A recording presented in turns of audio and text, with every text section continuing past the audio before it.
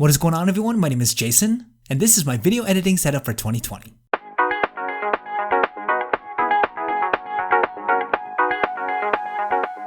Quick announcement, check it out, yo.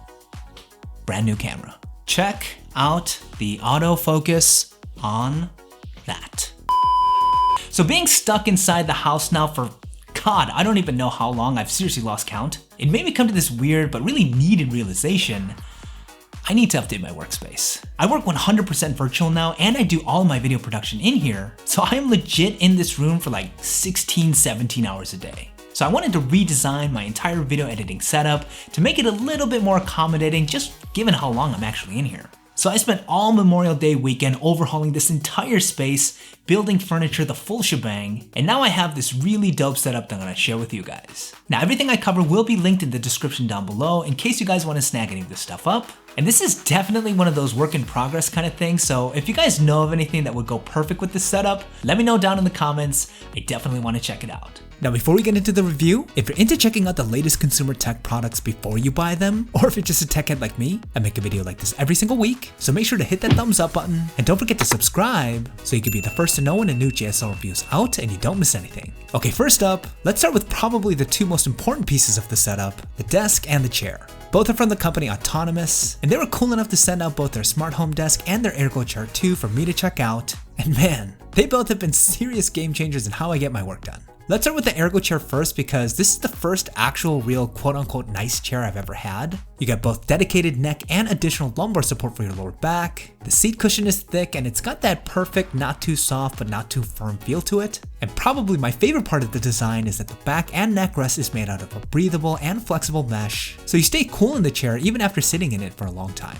And even aesthetically, it has a really modern, sleek look to it that I think looks great. But the main reason why the Ergo Chair 2 is so great is that you can adjust almost every component of this chair to fit perfectly with your dimensions. You can adjust the height, the arm positioning, it has this great tilt function that makes it way more comfortable when you're leaning in. You could even adjust the position of the seat itself, and the sheer amount of tilt you can get on this thing is kind of ridiculous. Once I took the time to dial it in, this chair has been so much better on my lower back, and it seriously makes a huge difference when I'm editing for hours on end.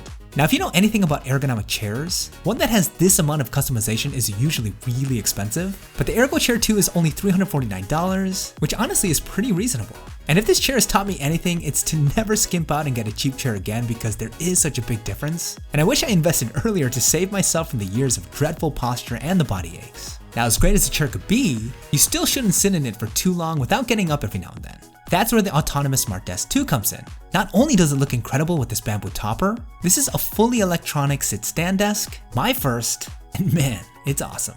First and foremost, the desk is really sturdy, and I'm really glad I went with this bamboo top. It gives off a very clean, minimal look that looks fantastic with the natural sunlight coming in from my window. And it's definitely a quality piece of wood here. It's not that cheap cardboard material that many other sit-stand desks out there use. It also comes with this control panel that's super simple. Just press the corresponding up and down buttons to move the desk in either direction. You'll see that it shows what height the desk is at as you make those adjustments. And once you find that perfect position, and you don't want to lose it, just press down on the M button here until it starts flashing, and you can assign any of the 4 memory positions available. This makes it super fast and easy to get that desk to that perfect position right away after you've been sitting for a while, and to quickly return it once you've had a good stretch. The desk also comes with these pre-drilled holes and metal grommets for the cable management, as well as these nice cable zip ties with adhesive for the cables underneath the desk. It was simple to install and put together, and man, this desk is by far the nicest desk I've ever had, and it's so great being able to comfortably transition between sitting and standing, especially when I'm in here for extended periods of time.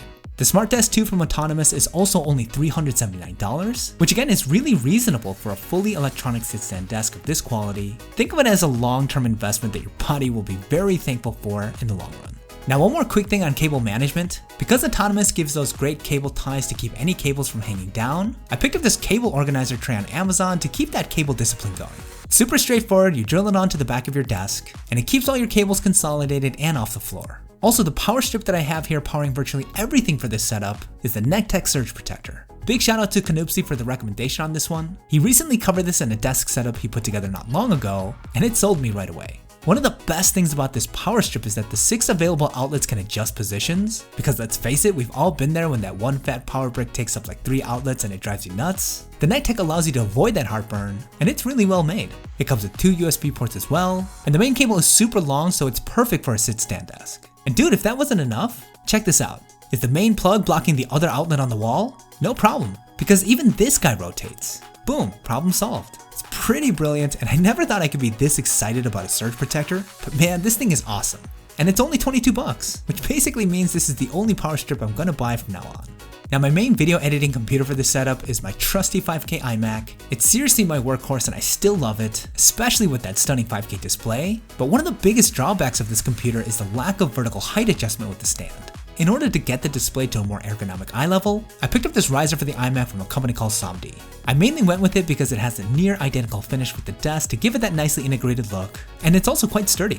It's a solid piece of bamboo that could comfortably hold up the iMac, and it gets the computer to that perfect eye level. And it really does make a difference when you're using the iMac for extended periods of time, as you will start to feel pain in your neck, back, and shoulders if you're looking down at your computer the whole time you're using it. Plus it provides this cubby where I can keep my peripherals under to keep my desk super clean, and I just love how it does its job, but in a way that visually complements the setup and doesn't interrupt anything. It's got stellar reviews on Amazon, and it's not too expensive, and I would definitely check it out if you have an iMac that isn't properly on a stand. This little guy can make a world of a difference. Okay, back to the peripherals real quick. I chose to go with the standard Apple Magic suite of peripherals for this setup, mainly because it's wireless and super clean with the white and stainless steel color combination. It complements the light bamboo very well, and I wanted to make it a point of having no visual cables running across the desk itself. I honestly really like the Magic Keyboard too. It's comfortable to type on and battery life is crazy good, and I'm a heavy trackpad user more than I am a mouse user, so the super large Magic Trackpad 2 is my go-to for basically everything. If I do need a mouse, I have the Apple Magic Mouse as a backup.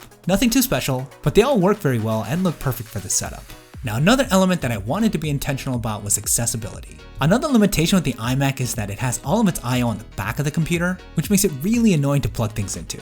One solution I put in place is this hub by Saitachi that mounts onto the front of the iMac, and it gives me access to 3 USB ports and an SD card reader, which makes my life as a video editor way easier. But I wanted to have more USB ports at my disposal, so I picked up this really cool USB hub that actually installs in one of the holes in my desk. This is the SimPeak USB Desk Charger Hub, which gives me access to 4 30-watt USB ports. It goes into either a 2 or 2.4-inch plastic grommet, which are the standard sizes that most desk manufacturers use for cable holes. And man, check this out. It lays perfectly flush with the desk. It almost looks as though it was pre-installed on it. This is super convenient when I need to plug something in like my phone or my camera while I'm getting work done. And I love how simple and clean it fits into the setup while adding a ton of functionality. It's only 23 bucks, and it also has a super high rating on Amazon, and I totally understand why. Okay, next to that in the corner, I have the 3rd generation Amazon Echo Smart Speaker. I have it in the charcoal color, it comes off super sleek, and it adds a little contrast to the overall lightness of the setup. It's powered by Dolby and can play 360-degree audio. Now the next step of this setup is to get everything connected to a smart hub for voice activation, so the Echo will serve a larger purpose in the near future, but it's still super convenient to have to check on my packages, weather, or play music for now. So the last area of this setup that I wanted to be super intentional about was the lighting. On the right side of the desk, I have the Philips Hue Go light. It's a really simple portable light that has multiple different color settings and strengths. It's compatible with most smart voice assistants, and you can either choose one of the preset colors, or hold down the button on the back and go through all the colors and find the exact one that you're looking for. I like the clean design, it fits in well aesthetically, and it adds a bit of warmth to the overall setup. Next to that, I have this huge lamp from IKEA, I can't remember the name of it. I like the oversized dome spotlight design, and inside I have a very simple Bluetooth RGB LED light bulb that I can completely control with my phone. Again, I can change up the colors to set a different mood to the setup, and it's super easy to use. And the last light that I have, more as a way to add some personality to the setup, is the neon LED pineapple in the back. Super random, but I wanted to add something on the wall that had some pop and character, and I saw this pineapple on Amazon and I said, why not? It's powered via USB, and I like the retro neon vibe that it gives off. It's really cool to look at night. Okay, that's about it for this setup. Don't forget to leave me a thumbs up if you guys enjoyed it, it really helps me out. Let me know down in the comments what you think of it, and if you have any suggestions on what I could add or adjust to make it even better. Thanks for watching, and I'll see you guys in the next one.